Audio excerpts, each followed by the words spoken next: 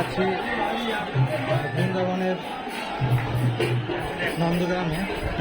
এখানে ভগবান যে বাল্যলীলা করেছে, মানে জন্মানোর 3 বছর পর নন্দ বাবা এখানে তাকে নিয়ে আসছিল।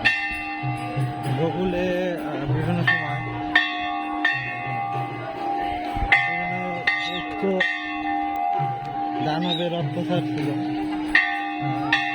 নন্দ বাবা তার বাৎসল্য ভেঙে বলেছিল যে এখানে যদি কৃষ্ণ থাকে তাহলে তার জীবন সংশয় করতে পারে, যে কারণে নন্দ বাবা পরবর্তীতে তাকে গোকুল থেকে নন্দগ্রামে নিয়ে আসে এবং নন্দগ্রামেই ভগবান বড় হয়। এখানে প্রচুর পরিমাণে বানর, যে কারণে ভিডিও করা বেশ ঝুঁকিপূর্ণ। আর মন্দিরের ভিতরে ছবি তোলা নিষেধ, যে কারণে মন্দিরের ভিতরে ছবি ওইভাবে দিতে পারছি না ভিডিও করে। তো এটা হচ্ছে নন্দগ্রামের গ্রাম। সমগ্র গ্রামে যেই দূরে পাহাড় দেখা যাচ্ছে। নন্দগ্রামের বাড়িগুলো এই যে সবগুলো বাড়ির দেখতে অনেকটা একই রকম। এখানের বাড়িগুলোর বিশেষত্ব হচ্ছে ওয়ালে প্লাস্টার করা হয় না, ইটের দেয়াল, অল্প কিছু দেখা যায় প্লাস্টার, আর বিভিন্ন রঙের ব্যবহার আছে। আমরা এই যে হচ্ছে নন্দগ্রামের যে মন্দির পাহাড়ের উপরে, সেই মন্দিরে যে মন্দির বাড়ি থেকে মন্দিরের দৃশ্য দেখা যাচ্ছে। ভিতরে ভিডিও করা যাচ্ছে না। আমরা একটু চারদিকের গ্রামের পরিবেশটাও দেখাই। জানি না এই জায়গাগুলোর কি নাম, কিন্তু খুবই সুন্দর লাগছে।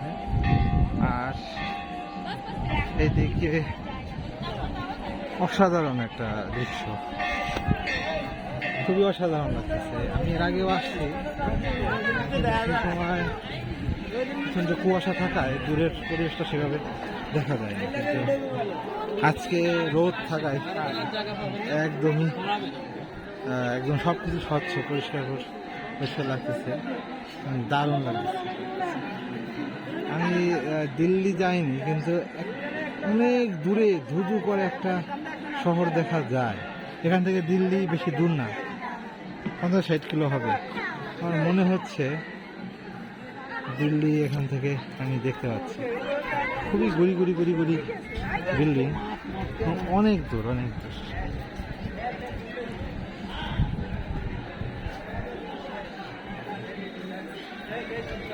আমরা মন্দির পরিক্রমা করতেছি।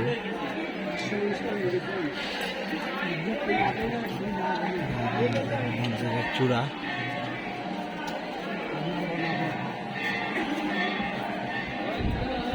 চালাকি মোবাইল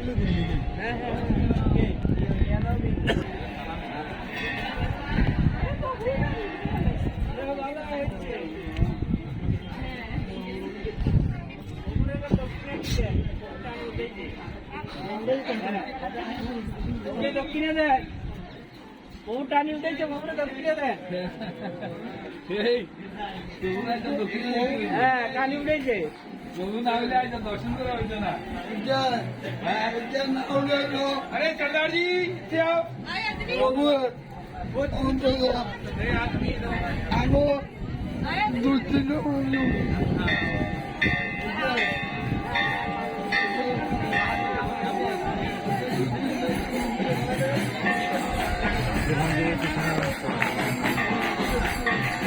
আমার তো ওখান থেকে যেতে ইচ্ছা করছে না, এত সুন্দর লাগছে। আসলে আমাদের সময় খুব কম, কোনো জায়গায় আমরা বেশি সময় থাকতে পারি না। এক মাসে অনেক জায়গায় যাওয়ার কথা, একটা পর একটা স্পট যেতে হয়। অসংখ্য লোক, অসংখ্য না, 100-র উপরে লোক। সব কিছু মিলে আমাদের আর থাকা হয় না, বেশি সময় কোথাও ব্যয় করার আমাদের সুযোগ নেই। কিন্তু আসলে আমার কাছে যেটা মনে হচ্ছে যে তীর্থ দর্শনে এসে বেশি সময় দেওয়া দরকার, তাহলে তীর্থের যে মাধুর্য, তীর্থের যে সৌন্দর্য, সে শতভাগ অনুভব করা যায় না।